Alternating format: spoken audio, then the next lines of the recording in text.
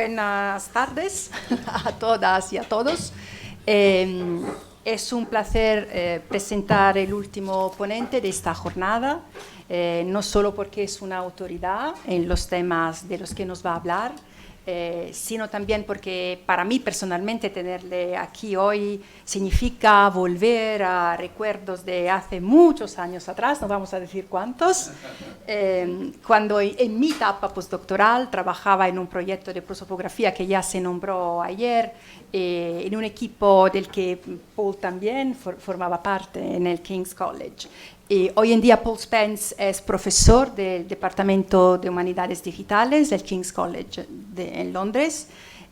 Tiene mucha experiencia en métodos digitales, pedagogía digital y representación estructurada del conocimiento. Actualmente su investigación se centra en la publicación digital, las perspectivas globales sobre la erudición digital y las interacciones entre los lenguajes modernos y la cultura digital. A través de su trabajo en el proyecto Language Acts and World Making, ha investigado en particular las interacciones entre lenguas, el multilingüismo, la diversidad lingüística y la práctica digital. Investiga las transformaciones digitales al mismo tiempo que analiza el poder del lenguaje para transformar el monolingüismo digital en las infraestructuras, métodos y datos del conocimiento. Es particularmente activo en humanidades digitales en español, lenguas modernas digitales y redes multilingües de humanidades digitales. Os señalo además un importante volumen titulado Multilingual Digital Humanities y publicado este año, creo, por Routledge, del cual Paul Spence es coeditor. He hablado de mi experiencia en colaboraciones con Paul, pero varios aquí en esta sala han tenido otros encuentros, otras iniciativas compartidas con Paul Spence también. Y su charla de hoy se titula Públicos e impactos en las humanidades digitales. Gracias, eskerrik asko. Hasteko antolatzailei gonbidapena eskertu nahi nuke asko pozten nau hemen egoteaz. Me gustaría comenzar agradeciendo a los organizadores por la reunión, por la invitación aquí del proyecto, en especial a Ramón y Teresa, que han facilitado a nivel práctico todos los viajes y todo eso que ha sido. Sí, muchísimas gracias por el apoyo. Y fue un placer conocer a varias personas que ya están aquí en los proyectos, a Cristina, a Senio y a Ramón también, y ver un poco algunas de las ideas que han salido aquí en estos días, ¿no? Mi presentación hoy es algo orgánica porque no sabía muy bien qué se hablaba anteriormente, entonces voy a intentar organizarme un poco. Y también quería hacer una presentación que no implicaba que la gente tenía que saber mucho sobre HD, humanidades digitales, anteriormente, porque sé que hay algunas personas aquí con mucha experiencia y otras que para quienes es un tema nuevo. Entonces voy a hablar un poco en general y luego ir más en profundo sobre ciertas cosas. Como trasfondo quiero empezar por este discurso que hay. Yo creo que está claro que en este momento hay un discurso de fondo para las humanidades y para HD, también, humanidades digitales también, de crisis de euforia, ¿no? Hay la crisis, el discurso sobre la crisis en las humanidades que vemos aquí en un artículo en El País. Hace poco también había una cosa en Inglaterra muy parecida sobre lenguas modernas, donde trabajo bastante. Tengo mi propia opinión sobre si es crisis del campo, si es crisis impuesta. Eso es un tema más político. Pero contrasta bastante, ¿no?, con la euforia que hay en este momento sobre IA generativa, todas las posibilidades que nos da.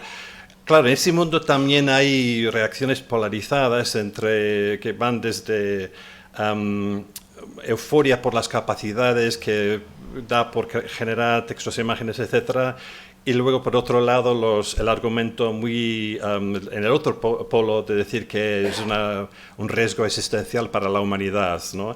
En las humanidades y en HD en concreto estamos muy acostumbradas a ese tipo de binomio que muchas veces criticamos porque encontramos que hay euforia, después hay el otro extremo y acabamos un poco por una cosa mucho más equilibrada.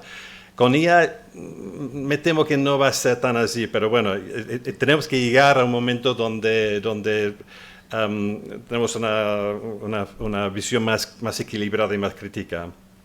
Bueno, otra cosa como trasfondo de lo que quiero hablar es el auge, el crecimiento de HD como campo en los últimos años, investigando literatura con métodos de lectura distante, visualizando la historia de nuevas maneras. Y el auge, una cosa que me alegra mucho es ver el auge de organizaciones oficiales en el sentido positivo, yo creo, de organismos y revistas y eventos que ayudan a formalizar una cosa que ya existía desde hace mucho tiempo en América Latina y en España, dar consolidación a varias investigadoras que antes no tenían mucha cobertura y buscar guías en común y intentar un poco hemos hablado de la precariedad, intentar dar perspectivas de futuro, canales profesionales para la gente que trabaja con cultura y con lo digital. Salto esto porque ya veo que voy un poco mal de tiempo, pero estos días hemos visto, si os interesan las humanidades digitales, por si no lo sabéis, hay un evento que sigue hasta mañana en directo, y es sobre HD en América Latina y el Caribe. Si os interesa, os animo a que miréis ahí, que hay eventos muy interesantes. Ahora, bueno, yo quiero con esta presentación hoy entonces pensar un poco los públicos y el impacto de las humanidades digitales. Cuando hablo de humanidades digitales o las letras HD, no importa mucho si te identificas con ese término o no. Espero que si no te interesa tanto la etiqueta, te puede interesar lo que voy a hablar como una visión más general de la relación entre tecnología y cultura, los sistemas de teorías, metodologías, prácticas y actitudes de compromiso crítico de la tecnología con la cultura. Y lo quiero mirar en 4 áreas. Primero quiero mirar cómo nos conectamos. La segunda es sobre las infraestructuras. El tercero es sobre el tema de HD como abogando por algo, y el 4 es sobre la parte más computacional. Hemos visto en los últimos 2 días que el público para la investigación es mucho más amplio que la comunidad de científicos y científicas, estudiantes, educadoras, miembros del público general, partners comerciales, etcétera, patrimonio cultural.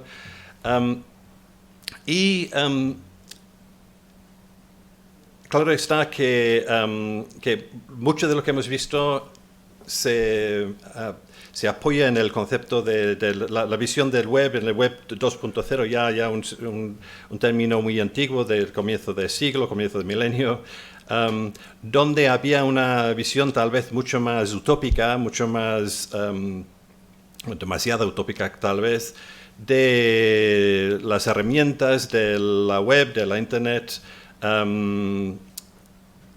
Voy a pasar por encima la diferencia entre los dos términos, que ahora ya no existe tanto, ¿no? Yo creo que eso es importante. Es importante que, yo creo que a veces el tema cuando nos interactuamos con la tecnología es olvidarnos del contexto y nos fijamos demasiado en el presente, en las cosas prácticas que hace la herramienta, que hace.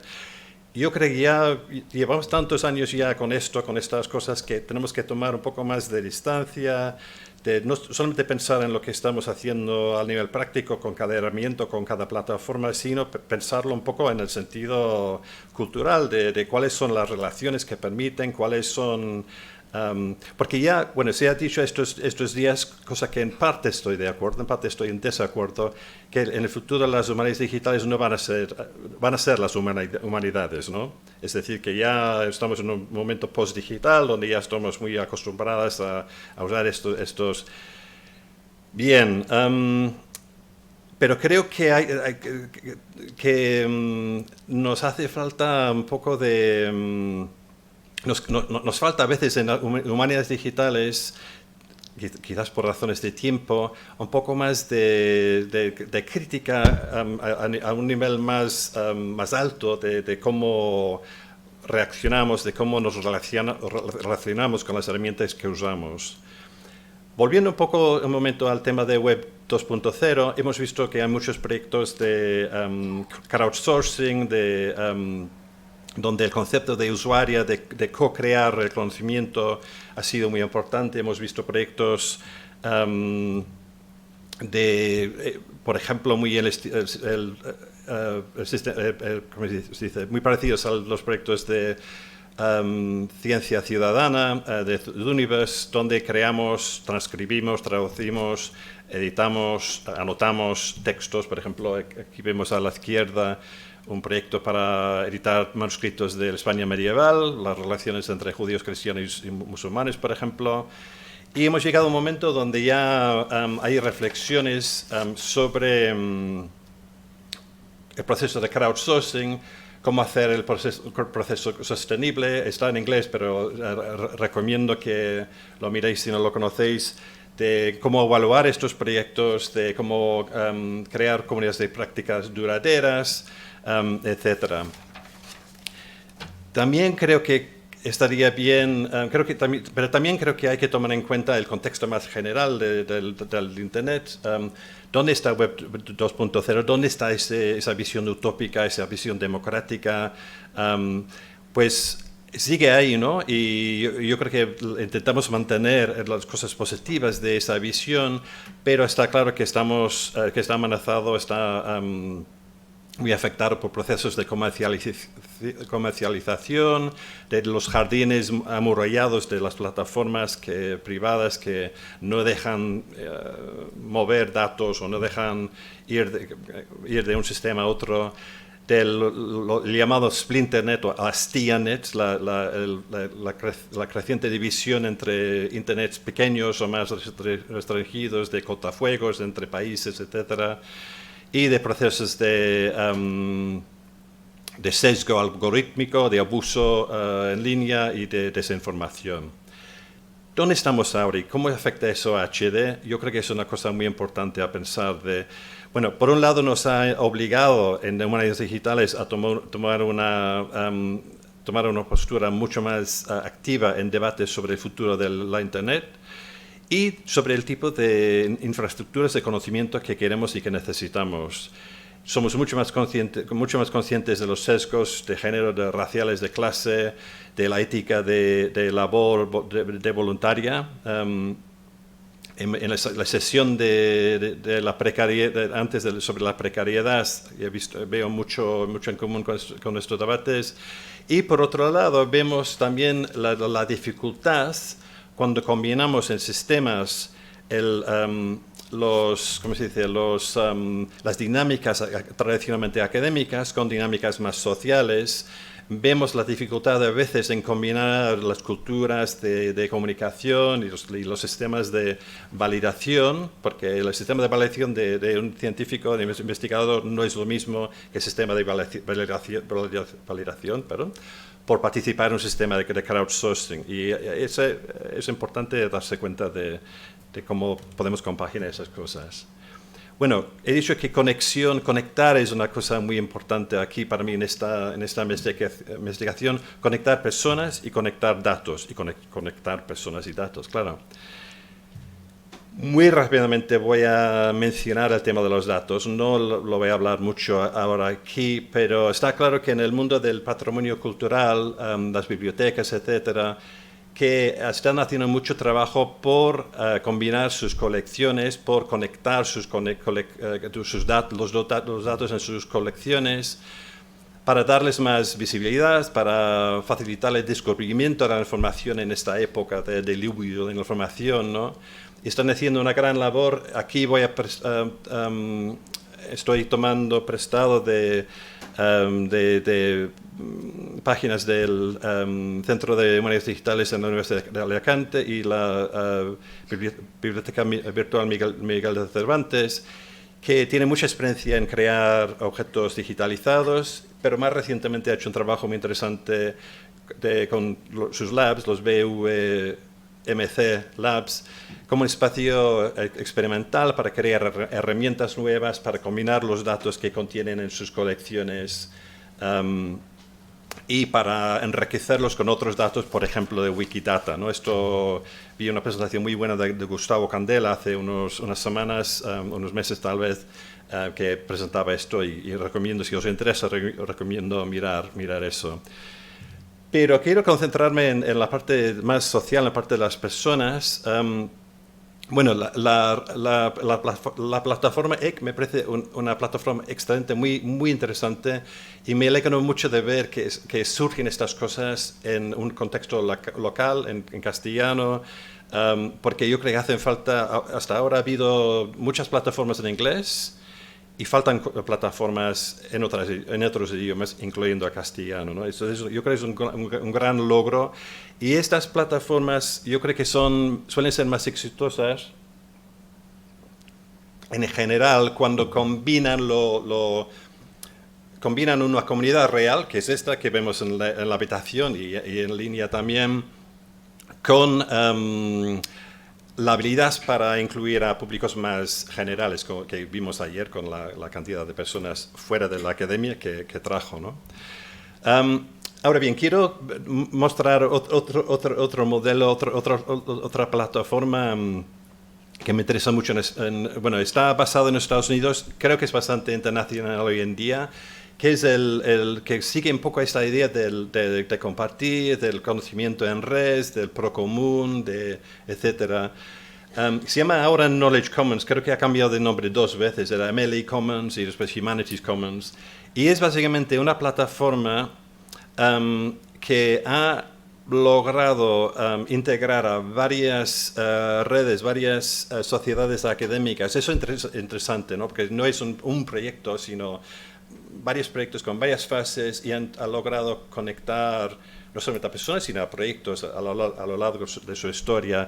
Y creo que es parte de una discusión sobre cómo integrar esas plataformas, ¿no? Que yo creo que es interesante. No quiero decir integrar, no que todos se unan en una plataforma gigante o nada así, pero buscar la forma de que se integren, de que haya conexiones. Bueno, ellos hacen, Knowledge Commons tiene capacidades para mostrar a personas, a grupos, puedes crear grupos de investigación sobre ciertos temas. Las personas pueden poner su biografía, pueden poner publicaciones concretas. Lo interesante para mí es que lo más interesante para mí es que pueden colgar sus publicaciones. Y pensando en esto de la precariedad y pensando también, por otro lado, en el proceso de investigación como una cosa que no es solamente la publicación final, te deja poner publicaciones, bueno, finales, pero también publicaciones intermedias, es decir, un trabajo borrador que hayas hecho, un poco de datos, y eso me parece muy interesante como un modelo. Bien. El tema es cómo investigadoras, en qué plataformas meternos, porque hay tantas cosas, como si me pongo mi información en LinkedIn, si me pongo mi información en esta plataforma. Entonces hay un debate ahí sobre cómo gastamos el tiempo, muy, muy restringido, ¿no? Vale. Otro tema es la infraestructura. HD, Humanidades Digitales, siempre ha tomado un papel muy importante en la creación de herramientas nuevas, herramientas como Zotero para gestionar la bibliografía, o Voyant, una herramienta excelente para editar textos y anotarlos y analizar el texto. Yo cogí de aquí un texto de Los ríos profundos de Arguedas, que fue una cosa que estudié en la universidad, me gustó mucho, y saqué, bueno, muy torpemente, aquí saqué unas visualizaciones interesantes. Luego, HD, otra cosa importante es el tema de visualizar, nuevas formas de visualizar. Estas son unas visualizaciones muy antiguas que en un proyecto en que estaba involucrado yo hace muchos años, donde intentamos imaginar nuevas formas de visualizar la historia, ¿no? Pero lo que quiero hacer aquí es un poco pensar qué trayectoria hay entre hace 20 años y hasta ahora en cómo usamos los métodos y las herramientas. Yo creo que cada vez se intenta crear infraestructuras más integradas, o bien integradas en el sentido de que todo funciona dentro de la plataforma, como es el caso de este ejemplo que voy a dar ahora, o como vais a ver después con otro ejemplo, una cosa más ligera, más no tan sólidamente integrado, pero a un nivel que da más autonomía. El primer ejemplo es este proyecto que se llama Leaf VRE. VRE es Virtual Research Environment, entorno de investigación virtual, y es un intento de facilitar una cosa que ha sido muy complicada durante muchos años, que es ayudar a los investigadores a anotar con XML, un lenguaje de estructurar textos, sin que la gente tenga que tener tanto conocimiento técnico. Te facilita que sea más accesible el editar en XML. Ahora, yo creo que no es tan complicado editar en XML, pero si no quieres hacerlo directamente, te lo consigue. Y por otro lado, y más importante en mi opinión, es que no hace falta tener un editor caro de XML. Lo haces todo en línea y te guarda copia. Lo interesante de esto también es que lo combina con varias otras herramientas, como he mencionado, datos enlazados.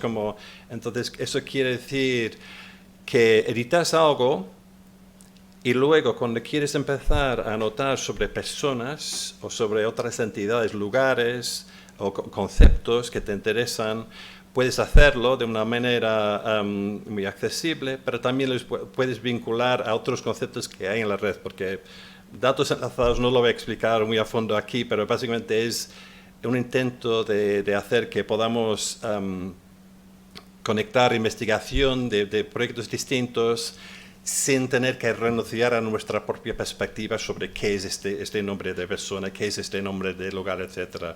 Nos deja autonomía, pero nos ayuda a conectar a la vez, ¿no? Entonces, me parece muy interesante que una cosa tan técnica como los datos enlazados esté integrado en esto. Bueno, hay muchas otras cosas más, audiovisual, etc. Pero esto es un poco bueno, aquí hay el ejemplo de unas etiquetas sobre persona, lugar, organización, etc. Voy a saltar esto porque voy mal de tiempo. Pero otra cosa que me parece importante en esto de las infraestructuras es el tema del enfoque sobre los datos. Estamos acostumbrados a... Bueno, ayer tuvimos un debate sobre cuál es el reto para nosotros. Cuando trabajamos en HD muchas veces los sistemas de evaluación solamente afectan la publicación final y no les interesa mucho el trabajo intermedio, ¿no? Entonces no hay muchos mecanismos en humanidades al menos para mostrar trabajo intermedio o para mostrar otros procesos, ¿no? Yo me acuerdo de una profesora, no voy a nombrarla, hace muchos años me dijo que se quejó de que la agencia que le evaluó solamente le evaluó una vez el trabajo. Ella había hecho toda una base de datos sobre un tema hispánicas y luego las publicaciones, y no son, y ha hecho para ellos, en su opinión, el doble de trabajo y con menos rendimiento, ¿no? Entonces, lo que hace este tipo de revista, la revista de Journal of Open Humanities Data, es decir, datos de humanidades a nivel al abierto, algo así, es que facilita el poder publicar los datos como una publicación y te da toda el DOI y toda la infraestructura oficial para que eso cuente, ¿no? Claro, luego hay el tema político de que lo reconozcan y tal, pero bueno, es un paso importante en esa dirección. Luego, por otro lado, he demostrado rápidamente este entorno LEAF, pero también hay que señalar que muchas veces la forma de dar infraestructura es bueno a veces que sea más de una forma autónoma, que haya varios módulos, y eso es el modelo que voy a mostrar ahora, el modelo más europeo.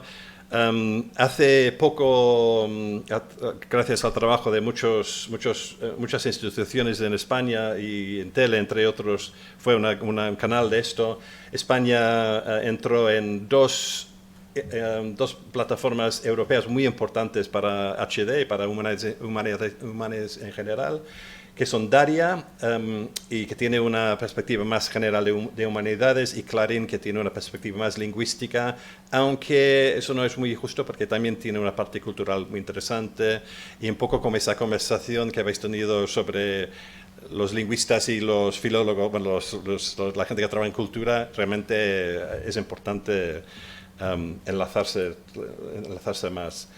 Daria, por ejemplo, tiene muchas herramientas, servicios, trabaja mucho en la ciencia abierta. Bueno, habéis mencionado Clary antes, ¿no? Que es un poco una combinación de las dos en algunos países.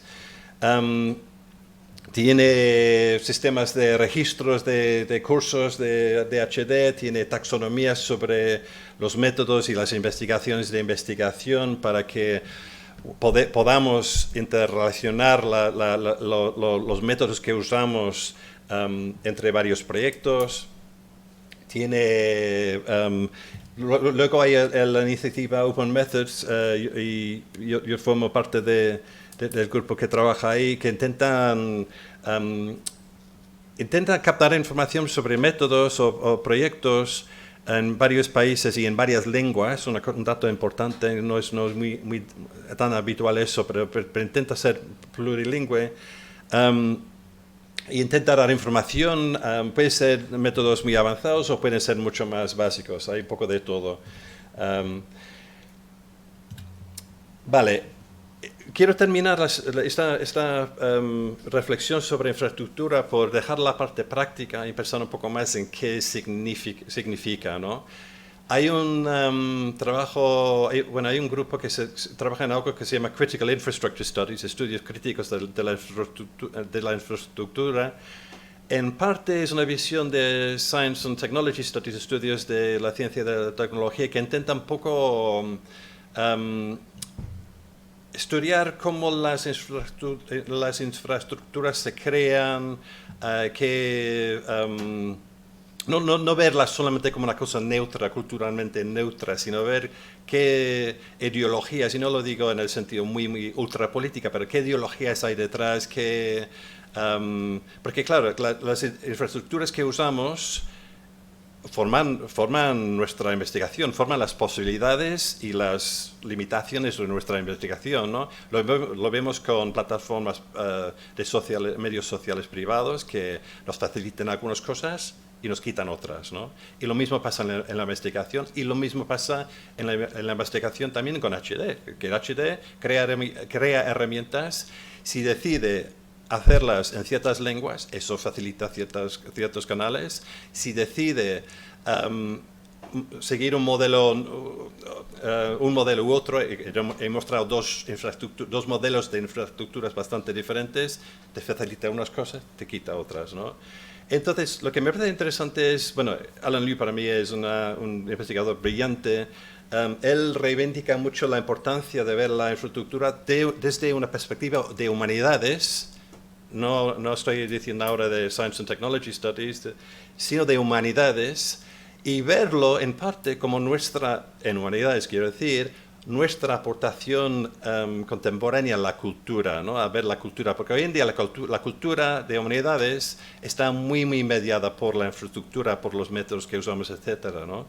Entonces, entender qué podemos hacer, cómo está cambiando nuestra forma de relacionarlos con la cultura, es una cosa obvia, ¿no? Hemos siempre estudiado manuscritos o libros, etcétera. Hemos visto los testigos, hemos visto los procesos de comunicación, etcétera.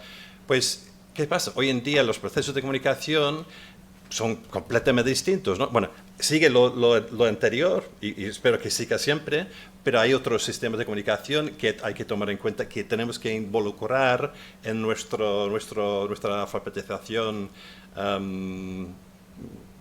digital de alguna manera, ¿no? Y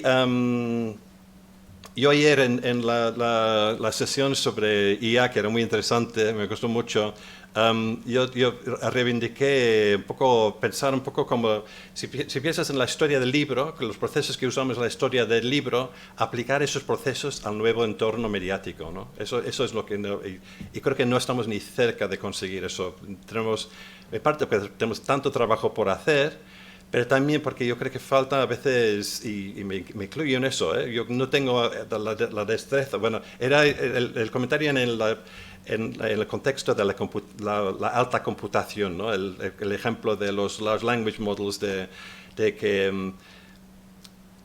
Y el ejemplo que di fue, yo puedo más o menos entender yo puedo entender un archivo XML, puedo analizarlo, pero analizar un large language model y todos los procesos que han creado eso y cómo se usa, etcétera, a mí al menos me está fuera de mis posibilidades. Yo necesito a otra gente. Entonces es más complicado, pero creo que de alguna forma tenemos que pensar cómo lo vamos a hacer, porque eso, si no, perdemos nuestra capacidad de pensamiento crítico, de seguir la historia de la información, de la cultura, etcétera, ¿no? Bueno, otro elemento importante es el compromiso. Creo que HD ha tomado un papel importante en el compromiso, por ejemplo, abogando por las humanidades, aquí abogando por un tipo más de activismo digital. Esto en tiempos del presidente Trump, cuando la separación de las familias, pues hubo este proyecto excelente que documentó un poco todo ese proceso. Más recientemente, el trabajo que se ha hecho por salvar el patrimonio cultural de Ucrania en línea, Sucho y varios otros proyectos de ese estilo que tienen una componente HD muy importante. Y lo que es interesante de estos proyectos es que un poco lo que hemos visto estos días, la combinación de investigadores, personas, por ejemplo, muy técnicas que saben cómo codificar, otras personas expertos en el tema cultural y también el público general, y se crean una mezcla de ciencia ciudadana y activismo que me parece muy interesante. Y creo que creo que se hace algo parecido con Palestina, que es un tema mucho más complejo, pero creo que hacen lo mismo. Vale. Para mí, en este momento, cómo afecta, cómo esto está vinculado a mi investigación es en el tema multilingüe. Todo el tiempo están saliendo artículos sobre el multilingüismo o falta de las plataformas digitales. Hace poco salió en el sitio web Rest of the World, es decir, el mundo mayoritario, que no habla inglés, que no habla inglés como lengua nativa, etcétera, o que no es del norte global. Ellos hicieron unas pruebas sobre ChatGPT en varias lenguas. No son lenguas pequeñas, son lenguas con millones de personas. Bengalí, kurdo y tamil son lenguas grandes bajo cualquier definición. Y sin embargo, ChatGPT falsificaba palabras, no pasó pruebas básicas de lógica y no pudo conseguir información a un nivel básico, ¿no? Y vete a saber cómo funciona con unas lenguas minoritarias, entre comillas, ¿no? Bueno, ha habido mucho trabajo en los últimos años, incluyendo mucho trabajo aquí en el País Vasco sobre las divisiones digitales y las lenguas, el multilingüismo. Hay este proyecto de Whose Knowledge Initiative que intentó descolonizar las lenguas de la Internet. Hicieron varias entrevistas con muchas personas en el mundo, sacaron un informe estupendo. Un informe que se sacó hace no tantos años con gente de Euskadi y de otros lugares, de otras zonas de Europa con lenguas no mayoritarias, bueno, lenguas con pocos recursos o con menos recursos al menos. Sacaron este informe sobre marcos para la diversidad lingüística en espacios digitales, pero y un poco influidos por todo esto, hicimos hace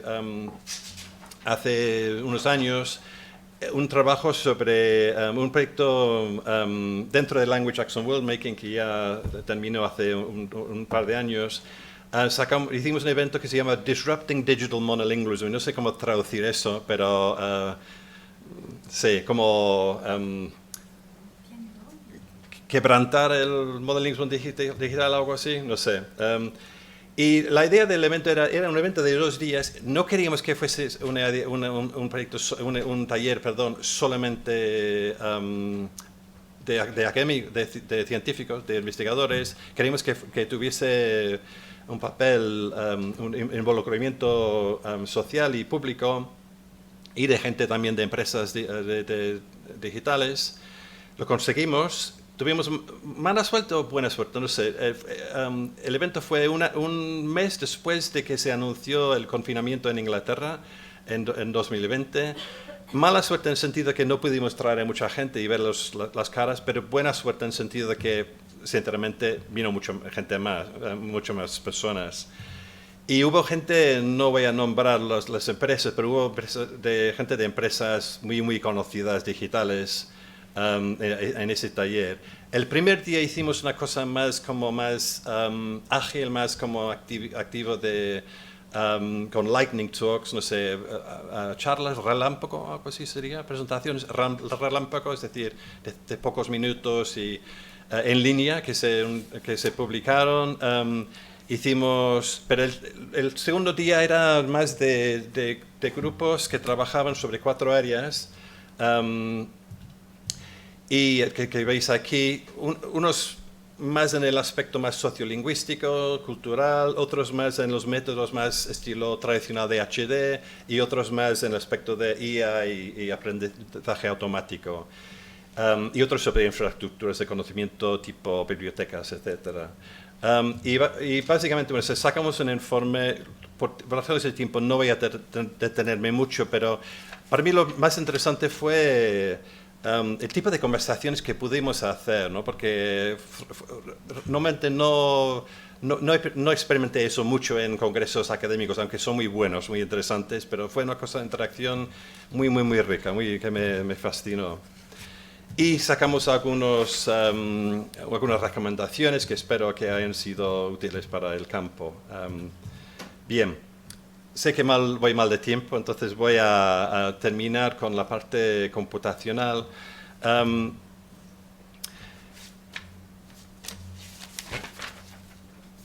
Teresa ya conoce un poco este tema. Un amigo hace poco, el año pasado, me envió un video en YouTube que se llamaba el móvil de Hansel y Gretel, donde el escritor Hernán Caschiari describe la reacción de su hija de 4 años cuando llegan a la parte de la historia cuando Hansel y Gretel se pierden en el bosque. Dice, no se preocupe, no preocupes, dijo ella, pueden llamar al papá con el móvil. Y en este escenario, Hansel y Gretel simplemente llaman a sus padres para recogerlos. Y claro, la cosa tiene gracia, ¿no? Pero él hizo aparte de ser muy gracioso, recomiendo que miréis el video si no lo conocéis ya. hace unas observaciones muy interesantes sobre cómo lo digital cambia nuestra relación con las historias, ¿no? Como él observa, muchas de las historias que conocemos quedan como inertes si ponemos el móvil dentro del bolsillo de la protagonista, porque quita la fuente principal del conflicto, ¿no? Y hacen que nuestras historias sean aburridas, ¿no? Yo creo. En sus palabras, estoy citando bastante aquí a Caschiari, ¿no? Él menciona la obra de Beckett, Samuel Beckett, Esperando a Godot, se llamaría Godot está fuera del área de cobertura, y la novela clásica de García Márquez sería 100 años en conexión. En conclusión, para él, el peligro es que nuestras historias pierden sus brillos y que nos volvemos héroes perezosos. Eso me encanta esa frase, me encanta. Eso fue escrito en 2008. ¿Qué diría ahora en 2024 en la edad de ChatGPT, ¿no? Bien. ChatGPT, IA generativa, está muy integrada en muchas herramientas que usamos, muchas veces sin que lo sepamos. Y siguiendo este argumento, ChatGPT o IA generativa nos va a convertir en escritores perezosos y perezosas, en investigadoras perezosas. ¿Cómo va a cambiar nuestros flujos de trabajo, nuestro pensamiento crítico y los procesos de cognición, ¿no? Bien, Matthew Kirschenbaum, un investigador en HD, pero también una persona que comenta mucho sobre lo digital en general, en un artículo del Atlantic el año pasado dice que nos tenemos que preparar para el text apocalypse, ni siquiera sé decirlo en inglés, apocalipsis de texto, porque dice que con el tsunami de texto que IA está creando, vamos a estar en un proceso de ciclo progresivo, de spam, de spamificación, se puede decir, no sé, lo acabo de inventar, pero si no existe ahora, donde no hay filtros de que podemos depender, del contenidos sintéticos, de una masa gris, como él dice. Su visión es bastante pesimista, ¿no? Hay otro artículo también en el Atlantic más reciente que tiene preocupaciones similares sobre el estado de la Internet, porque siguiendo ese argumento, la Internet ha sido, o la web al menos, la web, mejor dicho, ha sido un espacio abierto, democrático hasta cierto punto, con sus problemas, de poder compartir información, de conectar, etcétera. Pero con este proceso de spamificación está peligrando mucho la web que conocemos, ¿no? Y ellos hablan ellos ven un peligro para la supervivencia de la web como un espacio libre y abierto, lo que ellos llaman un ecosistema complejo en línea que permite a los escritores, las artistas, las creadoras para crear públicos humanos, ¿no? Hemos hablado de esto ayer en el taller, pero yo creo que es un elemento importante. En sentido más, tirándonos más hacia la ciencia, hay trabajos generales mirando el ChatGPT y la IA generativa, y preguntando cómo podemos reaccionar ante la IA en la investigación. Hay, por ejemplo, esta publicación en Nature hace tiempo que hablaba de sistemas de verificación humana, de normas por la accountability, ¿cómo se dice? No, contabilidad no es. ¿Perdón? Responsabilidad, sí, gracias, eso es. Y también también reivindican el castellano se me va. El investment, el sacar fondos para apoyar la investigación en IA para las humanidades. Y hablamos un poco, cuando hiciste esa excelente presentación sobre los language models, tú hablabas de procesos más locales para usar esos modelos, que me parece importante. Bien, terminando esto, entonces, hay personas como mi ex colega James Smithies, que ha hecho un trabajo muy interesante que otra vez unen la perspectiva Critical Information Infrastructure Studies, estudios críticos de infraestructura, junto con el lado mucho más computacional, para reivindicar una forma de HD más computacional, más avanzada, pero a la vez pensando en cómo podemos hacerlo accesible, porque dándose cuenta un poco de ese debate, ¿no? Bien, antes crear un proyecto con XML, yo no soy muy técnico, todo el mundo lo sabe, pero yo he programado con XML y esas cosas, y más o menos sin años de formación era bastante accesible y pude hacer cosas, ¿no? Pero con la parte más, tirando más hacia ese lado, cambia un poco la estructura de equipos de investigación, cambia la relación. Otro tema que es muy importante aquí es lo que se ha comentado de alguna forma antes. Se hablaba de dos ligas, ¿no? La liga de la lingüística computacional y la liga de donde estamos nosotros, ¿no? de menos experiencia, de menos recursos, etcétera. Eso es muy importante porque, bueno, hay varias ligas. Hay otra liga que es la liga de las lenguas, que, claro, ahí está en inglés, que tiene sus grandes sus modelos de lenguas, etcétera. Y hay dos debates en campos distintos que son muy parecidos en este sentido. Un campo es la lingüística computacional, donde personas que no trabajan en inglés dicen, es que yo trabajo, cuando yo presento un paper, cuando presento una presentación a un congreso sobre no sé qué tema, lo tengo mucho más complicado porque no tengo los modelos. Lo que yo estoy haciendo en el castellano, por ejemplo, incluso en castellano, pero euskera también, claro, es mucho más difícil convencer, parece menos avanzado, entre comillas,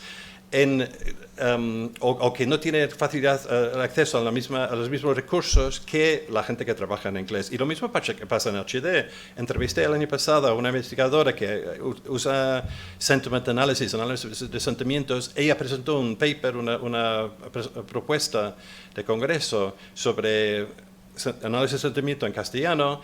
Le rechazaron porque dijeron que no era suficientemente avanzado, ¿no? Bueno, no siempre pasa eso puede pasar lo contrario también, pero es un problema real, ¿no? Y es un problema de pensar qué es lo avanzado, qué es nueva investigación. Y es un tema no importante, no solamente importante para HD, sino para todo el mundo, porque la investigación que se hace sobre las lenguas, las tecnologías de lengua, están muy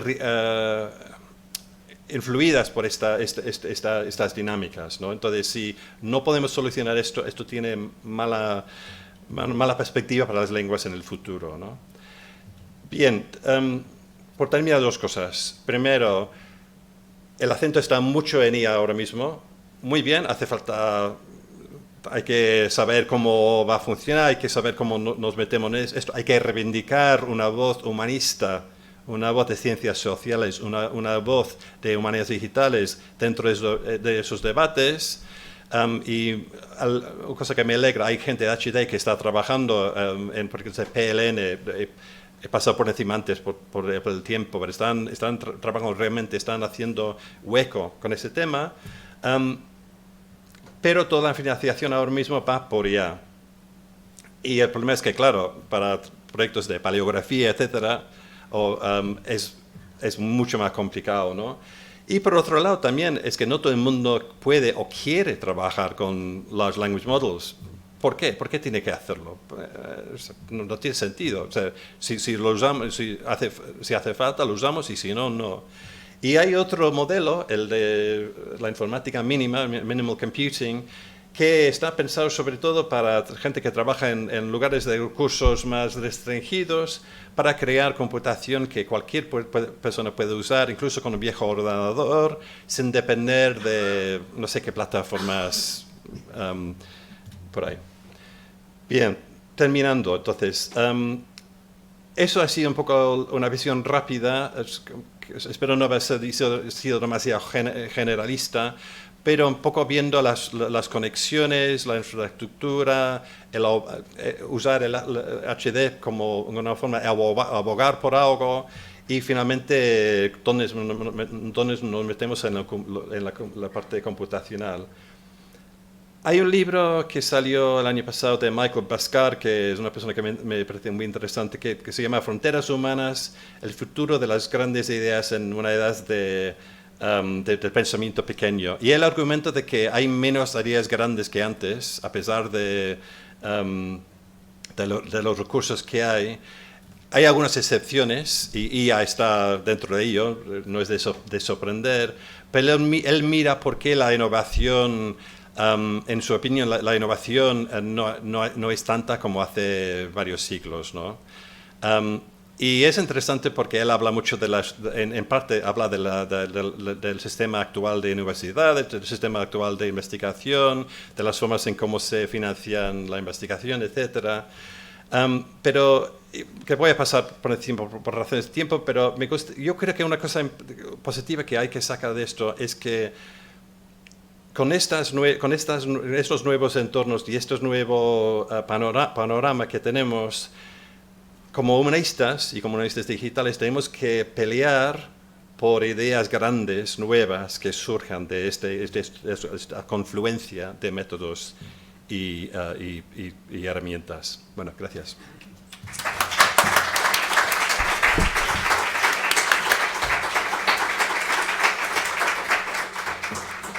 Muchísimas gracias, Paul. Pensar, mucho que procesar. Y tenemos ahora unos minutos para algunas preguntas. El micrófono está aquí. Se está encendido, ¿no? Sí. Bueno, lo primero, muchas gracias por la presentación. Me ha parecido muy interesante. He notado muchísimas cosas. Y me queda con una frase concreta que también me gustaría enlazar con una exposición anterior, que es el tema de si el investigador podría considerarse como investigador perezoso por el uso de ChatGPT. Y quería conectarlo con otra frase que dijo en una presentación anterior, en el que las humanidades digitales son una oportunidad para hacer ciencia. Y yo considero que actualmente, como bien has dicho, las humanidades digitales serán en un futuro las humanidades a secas. Pero yo creo que eso, decir a futuro es errar, porque yo diría que actualmente ya las humanidades digitales son las humanidades. Distinto es que nos demos cuenta del uso que le damos o no. Es decir, ya, por ejemplo, no sé, difícil es ver una publicación que no tenga un gráfico, una representación gráfica de cualquier tipo cuando utiliza algún dato, alguna imagen. Obviamente no están al nivel de, yo no sé, el desarrollo de una base de datos compleja, pero ya es humanidades digitales.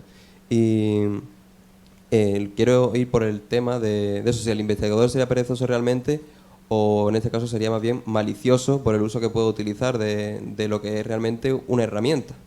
Porque ChatGPT, al menos tal como yo lo entiendo, es una herramienta que como neutral en ese sentido, en el que ya depende de ti el uso que le quieras dar y la importancia que le quieras dar, si estaría justificado o no su empleo dependiendo del contexto. Vale, una buena pregunta, hay muchas para comentar ahí. Sobre el tema de, empiezo por lo último, con el tema de la neutralidad o no,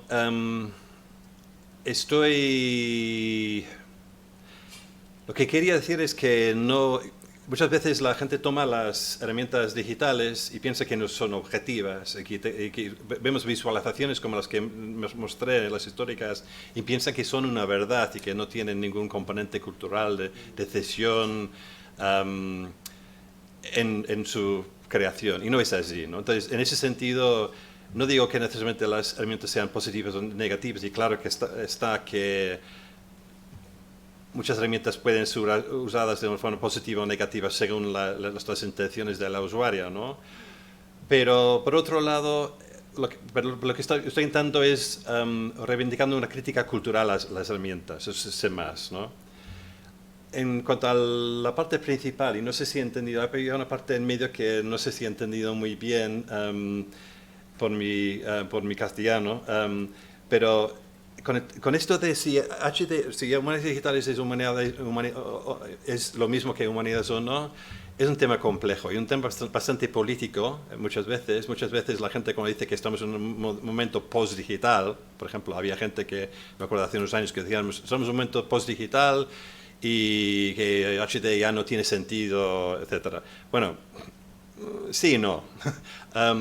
Estamos para empezar, estamos en un momento post-digital en el sentido que todo el mundo, de alguna forma, casi todo el mundo, tiene que usar herramientas, cosas digitales, quiera o no. En ese sentido es cierto, pero hay niveles muy distintos de conocimiento, de alfabetización, de compromiso, de necesidades. Hay gente para la cual no es necesario en absoluto y otra gente para la cual es imprescindible, y digo dentro de humanidades. Pero lo que para mí, mi visión es, mi forma de verlo es que por un lado las humanidades sí tienen que tomar